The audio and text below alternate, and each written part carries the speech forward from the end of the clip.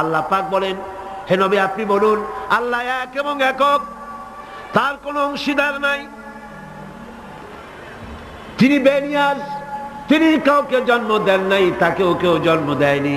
আকাশ আর জমিনে আল্লাহর সমকক্ষ কেউ নাই, কেউ নাই। তিনি এক এবং একক। তার একত্ববাদের দাওয়াত দেওয়ার জন্য অসংখ্য পয়গম্বর আল্লাহ পাক এই দুনিয়ায় পাঠিয়েছেন, আর সমস্ত পয়গম্বর দাওয়াত দিয়েছেন কি, লা ইলাহা ইল্লাল্লাহু মুহাম্মাদুর রাসূলুল্লাহ সাল্লাল্লাহু। আল্লাহ হচ্ছেন তিনি যিনি আকাশ সৃষ্টি করেছেন, জমিন সৃষ্টি করেছেন, আর আকাশ থেকে পানি বর্ষণ করে তোমাদের খাদ্য উৎপাদন করে দিয়েছেন। এই পানি হচ্ছে মানুষের জন্য জীবন। পানির এক নাম কি? জোরে বলেন, পানির এক নাম কি? জীবন। এই পানি এক নাম জীবন। কিন্তু কর্ণফুলীর পানি যদি চট্টগ্রামে 10 ফুট উঁচা হয়ে আসে, পানির নাম হবে কি? নাম হবে মরণ। এই পানিকে কন্ট্রোল করেন আল্লাহ রাব্বুল আলামিন। আল্লাহ যদি ইচ্ছে করেন বেশি করে পানি দিয়া পুরা এলাকা ডুবাই দিতে পারেন, আবার ইচ্ছে করলে পানির ভিতরে মানুষ বাঁচাই দিতে পারেন, আগুনের মধ্যে মানুষ বাঁচাইতে পারেন। সমস্ত ক্ষমতা হচ্ছে, কর্তৃত্ব কেবলমাত্র আল্লাহ পাকের। কর্তৃত্ব কার? কর্তৃত্ব কার? আল্লাহ পাকের কর্তৃত্ব। হযরত নূহ আলাইহিস সালামের জামানায় 40 দিনের বন্যা। এই বন্যার পরে জাহাজ যখন নেমে গেল, তখন তিনি মনে মনে ভাবলেন, আমি তো জোড়ায় জোড়ায় করে সমস্ত প্রাণীগুলি আর মানুষগুলি, কিছু কিছু মানুষ যারা ঈমান এনেছিল তাদের জাহাজে উঠাইছে, কিন্তু একটি বুড়ি আমার উপরে ঈমান এনেছিল, আর আমি তার ওয়াদা করেছিলাম সাথে করে নিয়ে যাব, আমি তো তার কথা ভুলে গিয়েছি। অনুশোচনা এলো। জাহাজ থেকে নেমে চতুর্দিকে লক্ষ্য করলেন, মানুষ নাই, জনপদ নাই, সব শেষ হয়ে গেছে। পাহাড় পর্বত কাত হয়ে পড়েছে, বিল্ডিং গুলি শেষ হয়ে গিয়েছে, কোন জনপদে কোনো প্রাণী নাই, প্রাণী বলতে কিছুই নাই। হঠাৎ দূরে দেখতেন একটা কুড়ে ঘরের মতো দেখা যায়। ভাবলেন এত বড় বন্যার ভিতরে কুড়ে ঘর কেমনে থাকলো? আস্তে করে হেঁটে গেলেন কুড়ে ঘরের কাছে। ভেতরে মানুষ আছে বলে মনে হলো। বাইরের থেকে প্রশ্ন করলেন, ভিতরে কে? জবাব এলো, আমি এই ঘরের মালিক, আমি এক বুড়ি বিধবা এক মহিলা। আপনি কে? তিনি বললেন, আমি হচ্ছি এই জামানার পয়গম্বর হযরত নূহ আলাইহিস সালাম। বুড়ি বলছেন, আমারও ধারণা তাই। আপনি আমাকে ওয়াদা করেছিলেন বন্যা হলে পরে, বন্যার আভাস যখন আপনি পাবেন, আমাকে আপনি সাথে করে জাহাজে উঠায় নিয়ে দিবেন। আমার মনে হয় বন্যা কবে হবে সেই খবর দেওয়ার জন্য আপনি এসেছেন। হযরত নূহ আলাইহিস সালাম সিজদায় পড়ে কাঁদতে লাগলেন, বললেন, রব্বুল আলামিন, তোমার কুদরত বোঝার ক্ষমতা আমার নাই। 40 দিন পর্যন্ত পানির ভিতরে মানুষ কেমনে জীবিত রইল? আল্লাহ পাক শোনালেন, নূরে, বিপদ যখন এলো, তুমি তোমার উম্মতকে ভুলে যেতে পেরেছো, ভুলে গিয়েছো, কিন্তু আমি রব্বুল আলামিন রহমানুর রহিম, আমি আমার বান্দিরে ভুলি নাই। পানির স্রষ্টা আল্লাহ, পানির ভিতরে তিনি বাঁচাতে পারেন, আবার তিনি আগুনের ভিতরে বাঁচাতে পারেন, সব কিছু করতে পারেন। সমস্ত ক্ষমতা আল্লাহ পাকের। সমস্ত ক্ষমতা কার? আরো জোরে বলেন, কার? আল্লাহ পাক বলেন, এভাবে করে আমি আকাশ সৃষ্টি করেছি, জমিন সৃষ্টি করেছি, বৃষ্টি দিয়েছি, আর চন্দ্র সূর্য তৈরি করেছি। তারপরে আমি তোমাদেরকে নিয়ামত দিয়ে ভরে দিয়েছি। ওয়া ইন তাউদ্দু নি'মাতাল্লাহি লা তুহসুহা। আমার নিয়ামত যদি গণনা করো, গুনে গুনে আমার নিয়ামত শেষ করতে পারবে না। সুবহানাল্লাহ। হাদা খালকুল্লাহি ফাআরুনি মাযা খালাকাল্লাযীনা মিন দুনি। এ হচ্ছে আল্লাহর সৃষ্টি, আর আল্লাহ বাদে অন্যরা কি সৃষ্টি করেছে দেখাও। যদি ক্ষমতা থাকে দেখাও কি সৃষ্টি করেছে অন্যরা। আছে কিছু? আছে কিছু? সমস্ত সৃষ্টির মালিক কে? আরো জোরে বলেন কে? সব কিছুর স্রষ্টা হচ্ছেন আল্লাহ পাক।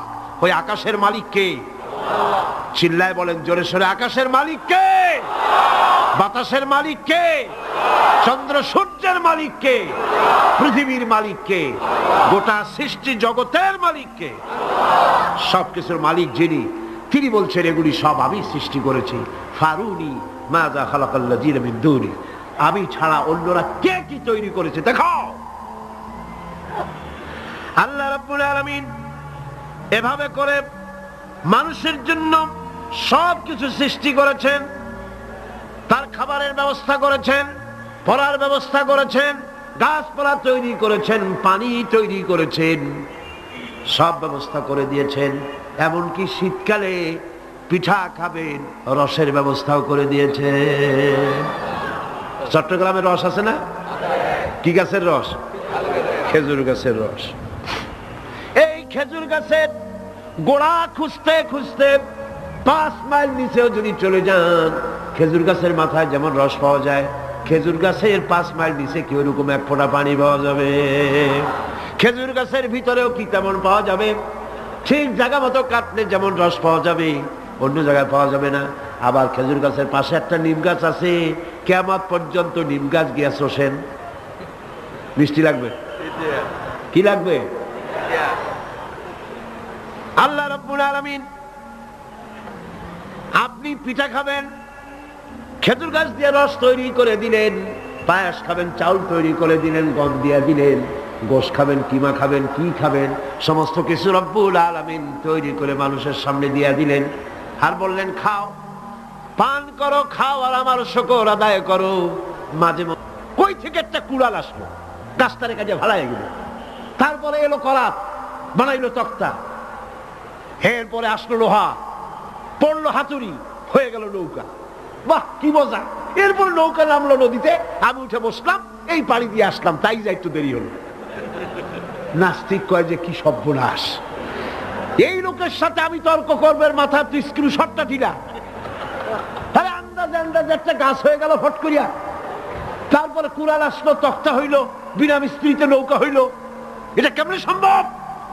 ইমাম সাহেব বলেন, আমার বিতর্ক শেষ। বিনা মিস্ত্রিতে যদি, তোমার যুক্তি মতে বিনা মিস্ত্রিতে যদি একটা নৌকা না হতে পারে, এই বিশ্ব তৈরি হলো কি করে বিনা মিস্ত্রিতে? ওই বিশাল আকাশ হলো কিভাবে? এই বিরাট চন্দ্র সূর্য হলো কিভাবে? কি করে তোমার ওই বডি তৈরি হলো? নাস্তিক চেয়ার থেকে নেমে ইমামের কাদমের উপরে পড়ে গেল, বলে আল্লাহু আকবার, আমি অন্যায় করেছি, আল্লাহ আমারে মাফ করে দাও। কি সাহায্য করবেন? আল্লাহর সাহায্য মানে ইসলামের সাহায্য। আপনি যদি ইসলামের সাহায্য করেন, আল্লাহ রাব্বুল আলামিন আপনাকে সাহায্য করবেন। আর সাহায্য এমন ভাবে করবেন, ইতিহাসে বহু কথা আছে, আমি সংক্ষেপ করে দিচ্ছি। বদরের প্রান্তরে মাত্র কয়জন মুসলমান, আল্লাহ পাক তাদেরকে কিভাবে জিতালেন। আল্লাহ পাকের ওই কবি বলতেছেন, ফেজায়ে বদরে পয়দা কুন ফেরেশতে তেরি নুসরত কো उतार सकते गर्दों से कतर अंदर कतर अभी। বদরের প্রান্তরে মুসলমানদের ঈমান ছিল, ওই ঈমান যদি তোমরা আনতে পারো, তাহলে আমি আল্লাহ রাব্বুল আলামিন কাতারে কাতারে ফেরেশতা তোমাদের জন্য অবতীর্ণ করে দিতে পারি। জোরে কোন সুবহানাল্লাহ। وقال الذين كفروا لولا نزل عليه القرآن جملة واحدة كذلك لنثبت به فؤادك ورتلناه ترتيلا। শেষ হয়ে আসছে। আল্লাহ পাক বলছেন যে কাফেরেরা তারা বলে যে এই ব্যক্তির উপরে কোরআন একসাথে সবটা নাজিল হইল না কেন? সবগুলি কোরআন একসাথে নাজিল হইল না কেন? 30 পারা পুরাটা এই যে একটু একটু করে নাজিল হয়, এইটা কি? তাদের ধারণা যে এটা মুহাম্মদ সাল্লাল্লাহু আলাইহি ওয়াসাল্লামের বানানো, ওই টুকটাক করে রাতের বেলায় শিখাই ঠিকাই দেয়। ওই যে প্রথম রুকুতে আমি বলেছি আল্লাহ পাকের কথা থেকে, ওই রকম কেউ শিখায় দেয় সেইভাবে। আর আল্লাহর জ্ঞানে যদি আল্লাহরই হবে, তাহলে তিনি তো সবটাই দিতে পারতেন, একটু একটু করে দিচ্ছেন কেন? আল্লাহ পাক জবাবে বলেন, কাযালিক, এরূপ ভাবে এরকম করা হচ্ছে এই জন্যে, লেনুসাব্বিতা বিহি ফুয়াদাকা, যাতে করে আমি আপনার মন মগজের ভিতরে এটাকে ধীরে ধীরে ভালোভাবে হৃদয়ঙ্গম করায় দিতে পারি। ওয়ারাত্তালনাহু তারতিলা, আর এইভাবে আলাদা আলাদা করে সুন্দর করে বিভিন্ন অংশে এটাকে আমি সজ্জিত করে দিয়েছি। অর্থাৎ সমস্ত শরীয়তটা, কোরআনটা একসাথে যদি নাজিল হয়ে যেত, সমস্ত হুকুম আহকামগুলি দিশাহারা হয়ে যেত, মানুষ এটা পালন করা সম্ভবপর ছিল না। এর ব্যাখ্যা আছে, সে ব্যাখ্যা আমি দিতে পারলাম না সময়ের অভাবে।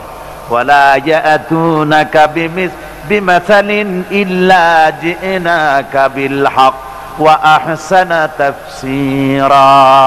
আর এর ভিতরে একটা কল্যাণময়তাও আছে। তাহলে এই যেই লোকগুলি আপনার কাছে আসে আর নানান কথাবার্তা বলে, নতুন নতুন কথা বলে, আশ্চর্যজনক প্রশ্ন তোলে, সুতরাং একসাথে নাজিল করে দিলি তা কি করে হতো? ওরা যখন প্রশ্ন তোলে আর বিভিন্ন কথা নিয়ে আসে, আমি সঙ্গে সঙ্গে তার জবাব দেই এবং সঠিকভাবে আমি আপনার সামনে সেই কথাগুলি, বক্তব্যকে স্পষ্ট করে তাদের সামনে আমি তুলে ধরি। আল্লাযীনা ইউহশারুনা আলা বুজুহিহিম ইলা জাহান্নাম উলাইকা শাররুম মাকানাও ওয়া আযাল্লু সাবিলা। আর কিয়ামতের দিন যাদেরকে উল্টো করে জাহান্নামে ফেলানো হবে, ঠ্যাং উপরের দিকে দিয়া আর মাথা নিচের দিকে দিয়া উল্টো করিয়া জাহান্নামে ফেলানো হবে। আর এটা হবে তাদের জন্য অত্যন্ত নিকৃষ্ট জায়গা।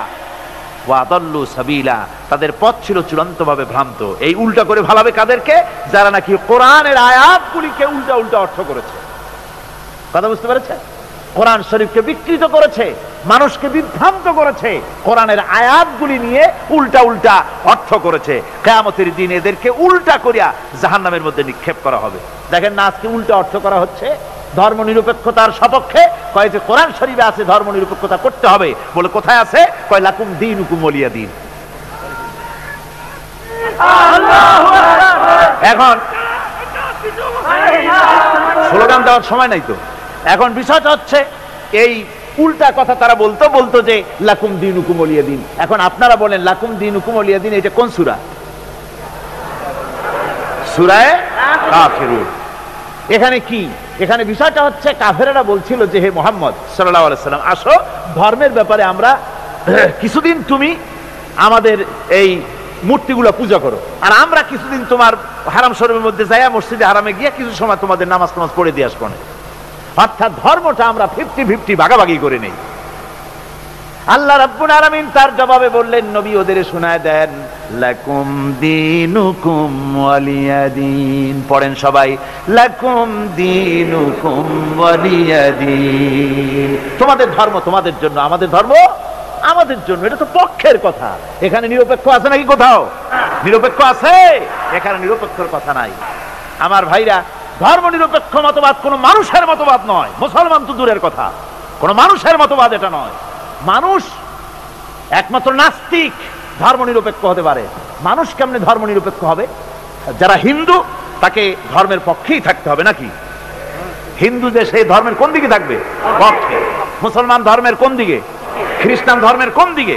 ধর্মের ব্যাপারে নিরপেক্ষতার মানে কি? নিরপেক্ষ হলো মাঝখানের পথ। আপনি রাস্তা দিয়ে যান, Chittagong to Dhaka highway, motorway, এই মোটরওয়ে দিয়ে যাওয়ার সময় হয় লেফটিস্ট হন, না হয় রাইটিস্ট হন, হয় ডান দিক দিয়ে যান, না হয় বাম দিক দিয়ে যান। আপনি যদি কোন যে আমি বামপন্থীও না, আমি ডানপন্থীও না, আমি নিরপেক্ষ, মাঝখানে দাঁড়ায় থাকবো।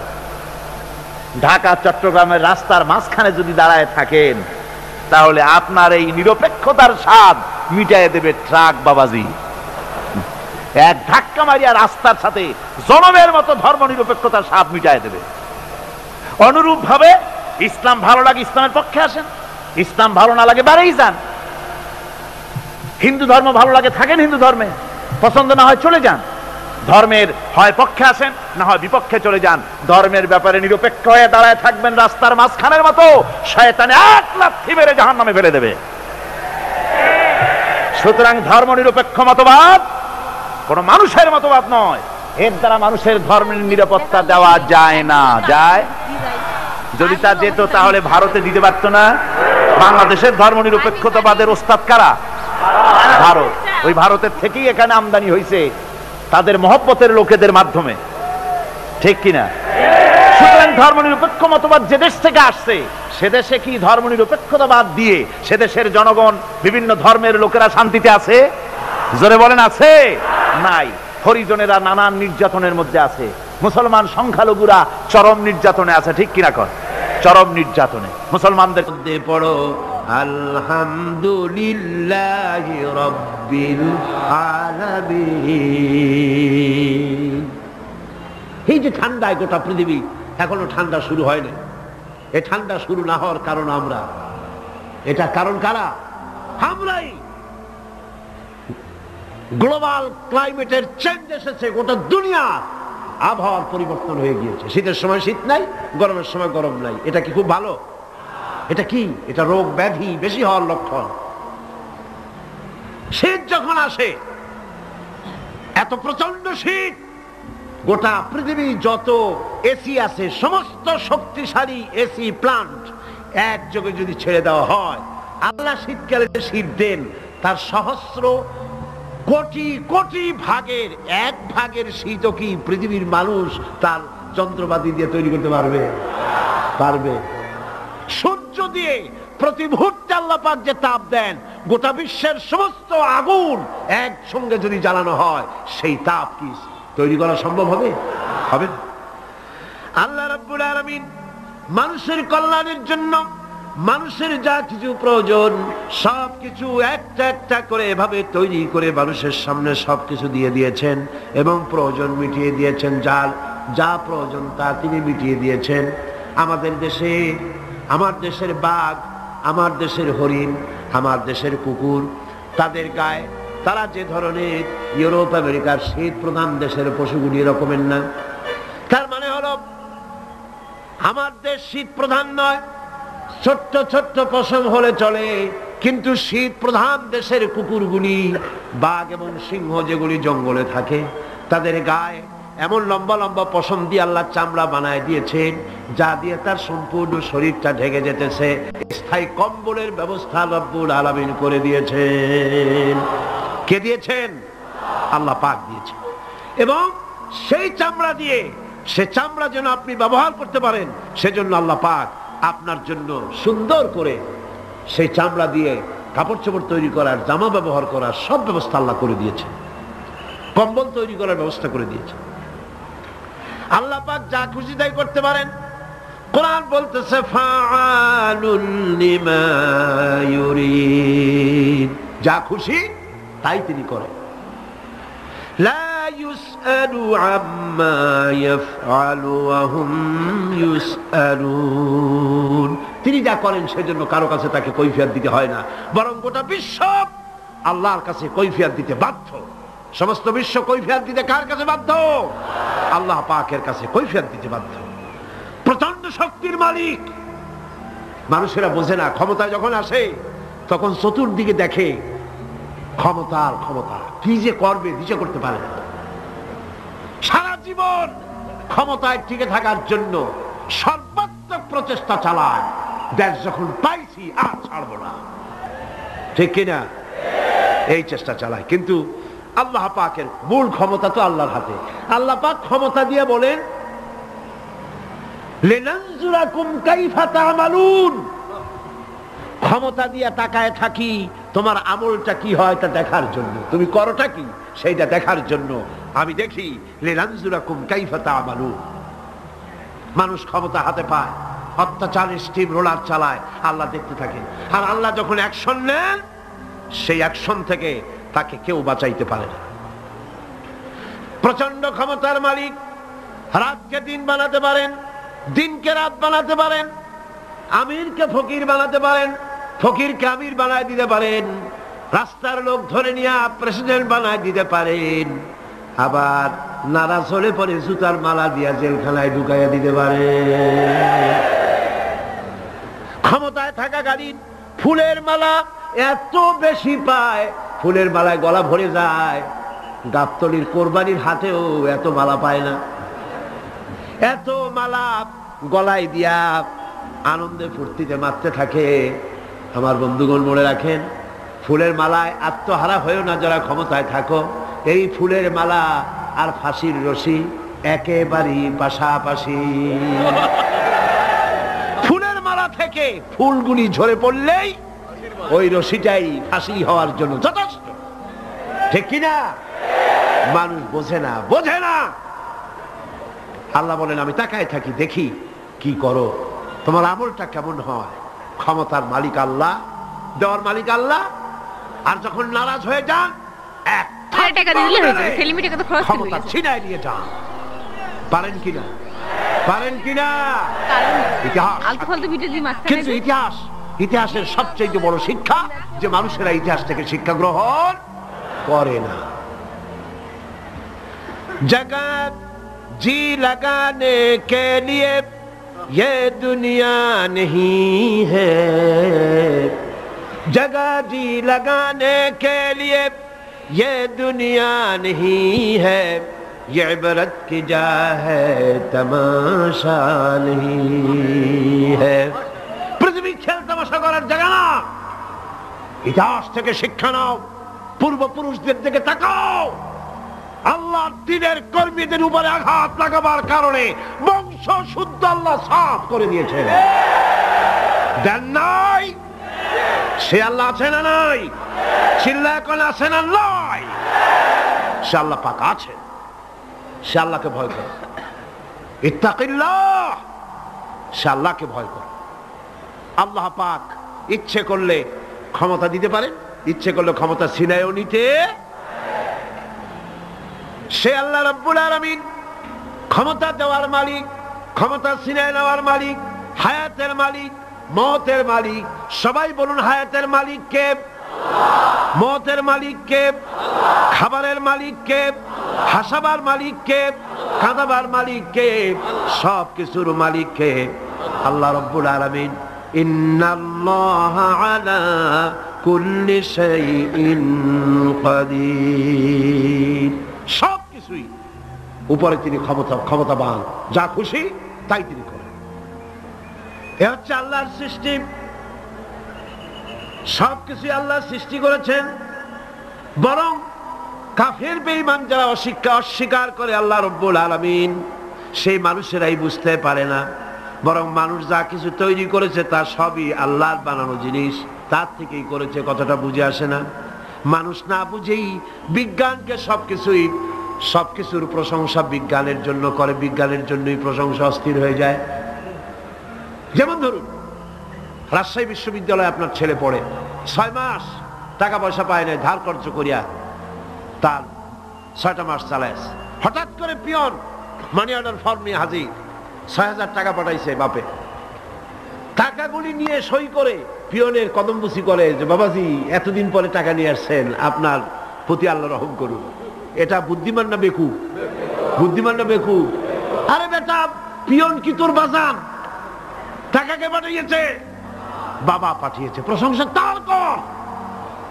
বিজ্ঞানীরা প্লেন বানিয়েছে, বিজ্ঞানীরা গাড়ি বানিয়েছে, বিজ্ঞানীরা কম্পিউটার তৈরি করেছে, প্রশংসা করো সেই আল্লাহর যে আল্লাহ রাব্বুল আলামিন বিজ্ঞানীর মাথায় বুদ্ধি দিয়েছেন। প্রশংসা কর, আল্লাহ পাকের প্রশংসা করতে হবে। হায়াত খালকুল্লাহ, যা কিছু আল্লাহ বলছেন এ সব কিছু আল্লাহর সৃষ্টি। মানুষ কিছুই সৃষ্টি করেনি, শুধু আল্লাহর সৃষ্টি দিয়ে জোড়া তালি দিয়ে বানিয়েছে, ঠিক না? আল্লাহর বানানো জিনিস দিয়ে জোড়া তালি দেওয়া হয়েছে। আল্লাহ পাকের সৃষ্টি তো দূরের কথা, আল্লাহকেই মানতে চায় না। কি বলে? বলে আনসিন ইজ নাথিং। শুনছেন কথা? আনসিন ইজ নাথিং, যা দেখা যায় না তা কিছুই না, মানি না। যার রং নাই, রূপ নাই, ধরা যায় না, ছোঁয়া যায় না, অনুভব করা যায় না, তা মানি না। নাউযুবিল্লাহ। এই কথা দিয়ে তারা আল্লাহরে অস্বীকার করতে চায়। অথচ এই ভদ্রলোকেরা মাধ্যাকর্ষণ না দেখেই বিশ্বাস করে মাধ্যাকর্ষণ আছে, ঠিক কিনা? এই ভদ্রলোকেরা বিদ্যুতের শক্তি দেখেই, বিদ্যুৎকেও দেখে। আপনারা দেখতেছেন বিদ্যুৎ, বিদ্যুতের শক্তি দেখে বিদ্যুৎকে বিশ্বাস করে। বাতাসের প্রচন্ডতা দেখে বাতাসকে অনুভব করে, বিশ্বাস করে। অক্সিজেন চোখে দেখে না, ইথারকে চোখে দেখে না, বিশ্বাস করে। কিন্তু এমনই নাস্তিক, এমনই কপাল পোড়া যে আল্লাহরে দেখা যায় না তাই বিশ্বাস করা যাবে না। এক নাস্তিকের সাথে হযরত ইমাম আবু হানিফা রাহমাতুল্লাহ আলাইহির এক বিতর্ক অনুষ্ঠান হলো। সেই বিতর্ক অনুষ্ঠানে ইমাম আবু হানিফা রাহমাতুল্লাহ আলাইহি পৌঁছতে বেশ দেরি করলেন। নাস্তিক তখন উপস্থিত জনতাকে বলছে, দেখো তোমাদের ইমাম, তোমাদের ইসলামী চিন্তাবিদ যুক্তিতে দুর্বল, সেই জন্য আসতেছে না। বেশ কিছুক্ষণ দেরি করে তিনি উপস্থিত হলেন। নাস্তিক বলল, আগে আপনি বলেন, আপনি ওয়াদা ভঙ্গ করলেন কেন, সময় মতো আসতে পারলেন না কেন? তিনি জবাবে বললেন, দেখো, আমি অনেক দূর থেকে এসেছি, এসে দেখি সামনে নদী, এখন পার হবো কেমনে? কোন নৌকার ব্যবস্থা নাই। হঠাৎ দেখলাম কি এক আশ্চর্য কথা, একটা চারা গজায় উঠলো, ফট করে বিরাট গাছ হয়ে গেল। হত্যা করা হচ্ছে, মুসলমান মারা হচ্ছে, মুসলমানদের মসজিদকে ধ্বংস করা হচ্ছে। এ পর্যন্ত 500-এর উপরে মসজিদকে তারা মন্দির বানাইছে, বাবরি মসজিদকে তারা রামের জন্মস্থান বানাইছে, আবার শুনতে পাচ্ছি দিল্লি শাহী মসজিদকে তারা কৃষ্ণের জন্মস্থান বানায় ছাড়বে। এই হলো ধর্মনিরপেক্ষ মতবাদ। আমার বন্ধুগণ, কই আমরা তো আমাদের দেশের একটা মন্দিরও আজ পর্যন্ত মসজিদ বানাই নেই। বানাইছি নাকি? বলেন বানাইছি? একটা মন্দির মসজিদ বানানো হয়েছে, এর কোন নমুনা আছে? তার কারণ কি? তার কারণ আমরা মুসলমান, ধর্মনিরপেক্ষ মতবাদে বিশ্বাস করি না, মানি না। আমরা মুসলমান, তাই আমার দেশে পরধর্মের লোকেরা সবচাইতে আরামে আছে, শান্তিতে আছে। ঠিক কিনা? জোরে বলেন ঠিক কিনা? ওরা বলে কোরআন শরীফে আছে ধর্মনিরপেক্ষ আছে, লা ইকরাহা ফিদ্দীন, এইটা বলে বুখারী শরীফে আছে। লা ইকরাহা ফিদ্দীন অর্থাৎ দিনের ব্যাপারে কোনো বাড়াবাড়ি নাই। এই দিনের ব্যাপারে বাড়াবাড়ি নাই, এই কথাটা আপনার অমুসলমানদের জন্য, অর্থাৎ কোন অমুসলমানকে ভয় দেখাইয়া, প্রলোভন দেখাইয়া, পয়সা দিয়া কোন ক্রমে বাধ্য করে তাদেরকে ইসলাম কবুল করানো যাবে না। এটা হলো লা ইকরাহা ফিদ্দীন। এর দ্বারা ধর্মনিরপেক্ষতার দলিল কোথায় পেলেন? এর দ্বারা তো ধর্মনিরপেক্ষতার দলিল হয় না। মুসলমান যে ব্যক্তি, তাকে ধর্ম মানতেই হবে। আপনি কথা বলতে পারবেন না ধর্ম আমার নিজের ব্যাপার, ইচ্ছায় মানবো না হয় না মানবো। এই কি কয়, নামাজ ইচ্ছা পড়বো না হয় না পড়বো, পর্দা ইচ্ছা করবো না হয় না করবো। বাবাজি, এটা মামু বাড়ির বারান্দা না যে আপনি সবরি গলা চাপাবেন সেখানে বসে। মুসলমান যখন হয়েছেন, নামাজ পড়তেই হবে, পর্দা করতেই হবে, দিন প্রতিষ্ঠা করতেই হবে। ধর্ম নিরপেক্ষ মতবাদ কোন মুসলমান কবুল করতে পারে না। এ ব্যাপারে সতর্ক হতে হবে আপনাদেরকে। যারা এই ধর্মনিরপেক্ষতাবাদের উল্টা উল্টা কোরআনের অর্থ করে, আল্লাহ বলেন কিয়ামতের দিন উল্টা করে জাহান্নামে ফেলায় দেব। কিভাবে ফেলাইবে আল্লাহ? আল্লাহ রাব্বুল আলামিন বলছেন, ইউহশারুনা আলা বুজুহিহিম ইলা জাহান্নাম। কোরআনে কারীমকে যারা উল্টা অর্থ করে, আয়াত নিয়ে নিজেদের স্বার্থে ব্যবহার করে, মাথা নিচের দিকে দিয়া ঠ্যাং উপরের দিকে দিয়া জাহান্নামে ভালায় দেব। সেই জাহান্নামে কিয়ামতের দিন তাদেরকে থাকতে হবে, এবং সেটা হবে তাদের জন্য কঠিন জায়গা, আর তারা আসলেই চূড়ান্তভাবে বিভ্রান্ত। আসুন রাসূল পাক বালাগাল উলা বিকামালিহি কাশাফাদ দুজা বিজামালিহি হাসুনাত জামিউ খাসালিহি সাল্লু আলাইহি ওয়া আলিহি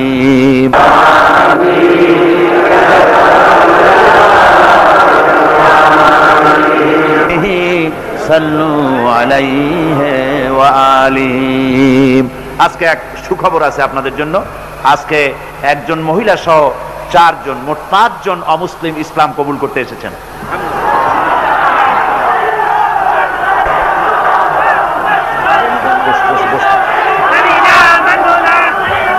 4 জন নিয়েছে।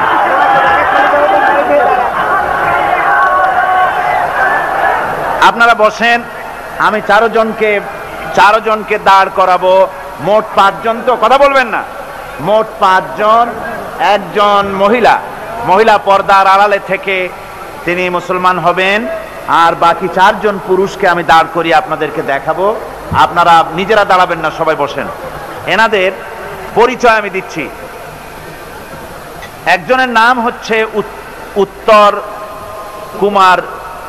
উত্তম কুমার দাস, বাড়ি হচ্ছে সেনবাগ, নোয়াখালী।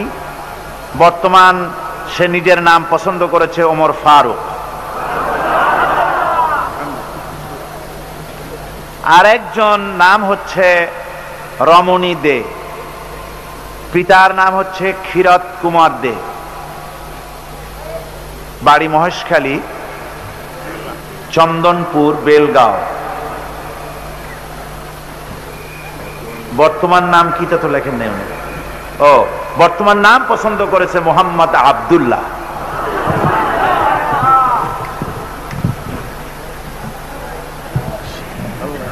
আর একজন হচ্ছেন খ্রিস্টান, তার নাম হচ্ছে জোহন রোমিও রডারিক্স, বাড়ি নোয়াখালী। বর্তমান নাম তিনি পছন্দ করেছেন মোহাম্মদ আজিজুল হক। আর একজন পূর্বের নাম হচ্ছে পান্নালাল রায়, বখতারহাট সন্দ্বীপ। বর্তমান নাম পছন্দ করেছেন ওমর ফারুক।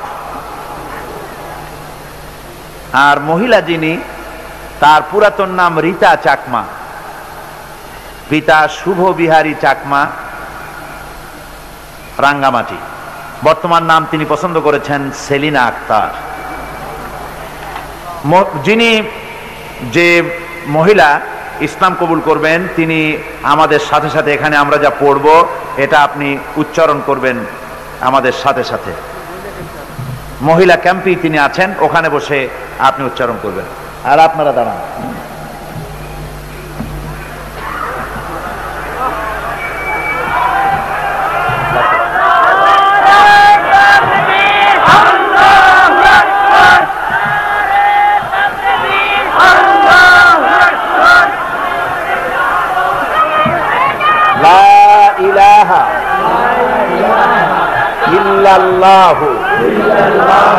মুহাম্মাদুর রাসূলুল্লাহ।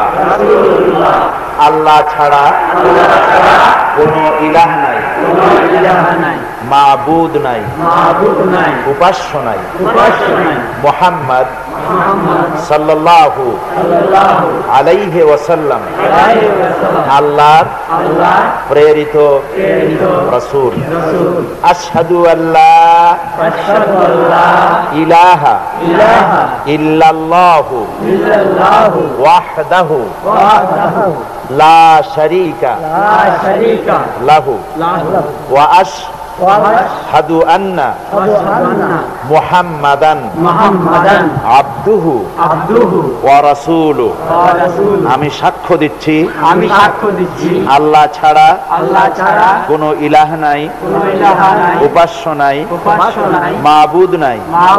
তিনি এক, একক, নিরঙ্কুশ, তার কোনো অংশীদার নাই।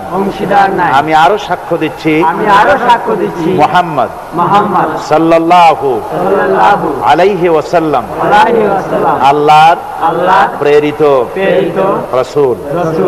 সালাম দেন সকলকে। আসসালামু আলাইকুম।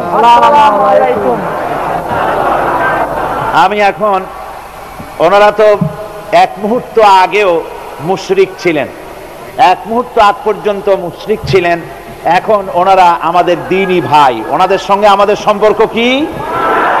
ওনারা আমাদের দ্বীনি ভাই। সুতরাং ইসলামের এই অঙ্গনে, এই পবিত্র অঙ্গনে ওনারা প্রবেশ করলেন। ওনাদের জীবনে শিরক এবং যত রকমের গুনাহ করেছেন, রাসূল পাক সাল্লাল্লাহু আলাইহি ওয়াসাল্লাম বলেছেন যে কলেমা পড়ার সাথে সাথে জীবনের সমস্ত গুনাহ খাতাকে আল্লাহ পাক মাফ করে দিয়েছেন। একটা বাচ্চা তার মায়ের পেট থেকে যেমন মাসুম হয়ে পৃথিবীতে আগমন করে, নিষ্পাপ বেগুনা মাসুম হয়ে যেমন আসে, এই চারটি লোক আর ঘরের ভেতরে আমাদের যে বোন ইসলাম কবুল করলেন, এনারা নবজাতক সন্তানের মতো বেগুনা এবং মাসুম আল্লাহ পাক এখন করে দিয়েছেন।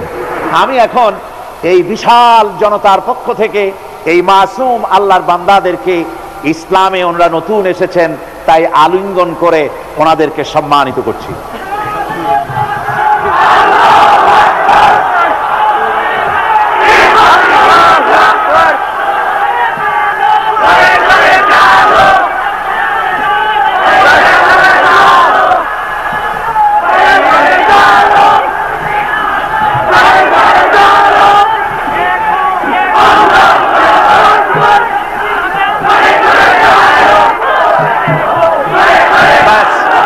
মোনাজাত হবে। মোনাজাতের আগে রব্বানা যালামনা আনফুসানা ওয়া ইন লাম তাগফির লানা ওয়া তারহামনা লানাকুনান্না মিনাল খাসিরিন। রব্বানা লা তুযিগ কুলুবানা বা'দা ইয হাদাইতানা ওয়া হাব লানা মিন লাদুনকা রাহমাতান ইন্নাকা আনতাল ওয়াহ্হাব। রব্বুল আলামিন, এই ঠান্ডাকে উপেক্ষা করে তোমার লক্ষ লক্ষ জনতা কষ্ট করে এখানে বসে দীর্ঘক্ষণ আজকে তোমার কালাম শুনেছে, কোরআনে পাক শুনেছে। হায় আল্লাহ রাব্বুল আলামিন, মেহেরবানি করে আমাদের সকলকে আহলে কোরআন বানায়া দাও, আমাদের সকলকে কোরআন সহি করে তেলাওয়াতের তৌফিক দাও, কোরআনকে বোঝার তৌফিক দাও, কোরআন আমল করার তৌফিক দাও। যখন মরে যাব কোরআন শুনতে শুনতে মরার তৌফিক দাও। যখন কবরে চলে যাব কোরআনের নূর দিয়া অন্ধকার কবরকে আলোকিত করে দিও আল্লাহ। কিয়ামতে কোরআনের ছায়া আমাদের নসিব করে দিও, কোরআনের সুপারিশ কিয়ামতের ময়দানে আমাদের নসিব করে দিও। রব্বুল আলামিন, কোরআন যার মাধ্যমে পেলাম সেই বিশ্ব নবী সরওয়ারে কায়নাত রাহমাতুল লিল আলামিন, তার দরবারে এই মাহফিলের সালাম তুমি পৌঁছায়া দাও। রব্বুল আলামিন, আমরা যারা মা বাপ হারাইছি, আমাদের মধ্য থেকে মা বাপ যাদের কবরে গেছে, দয়া করে তাদের কবরগুলিকে জান্নাতের টুকরা বানায়া দাও। রব্বুল আলামিন, এই মাহফিলের কর্তৃপক্ষ প্রতি বছর কোরআনের খেদমত করে, কোন বছর তাদেরকে তুমি ঋণগ্রস্ত রাখনি, এবারও যেন এই কঠিন বাজারে, দ্রব্য মূল্যের বাজারে যেন তারা মাকরুজ না থাকে, ঋণগ্রস্ত না থাকে। তোমার বান্দাদেরকে দিল বড় করে সাহায্য দেওয়ার তৌফিক দিয়ে দিও আল্লাহ। রব্বুল আলামিন, আজকে যে ভাইরা শিরক থেকে মুক্ত হয়ে তাওহীদের আশ্রয় গ্রহণ করলো, আমাদের এক বোন আর 4 ভাই ইসলাম কবুল করলেন, আল্লাহ তুমি দয়া করে মেহেরবানি করে বাকি জীবনটা দ্বীনের উপরে চলার তৌফিক দান করে দিও। ইসলাম কবুল করার জন্য যদি কোনো বিপদ মুসিবত তাদের জন্য আসে, তুমি তাদের সাহারা হয়ে যেও আল্লাহ। রব্বুল আলামিন, আগামীকাল এ মাহফিলের শেষ দিন, রব্বুল আলামিন তোমার এই কোরআনের মাহফিলের ইজ্জত তুমি রক্ষা করো, এর আজমত বাড়িয়ে দিও, এর সম্মান বাড়িয়ে দিও। লোকদেরকে পঙ্গপালের মতো চতুর্দিক থেকে মানুষের উত্তাল ঢেউ এই মাঠে যেন কালকে উপচে পড়ে, সকলকে আসার তৌফিক দিও। কোরআনের তোমার দরবারে থাকতে পারি, তুমি তৌফিক দান করে দিও। তুমি মেহেরবানি করে আমাদের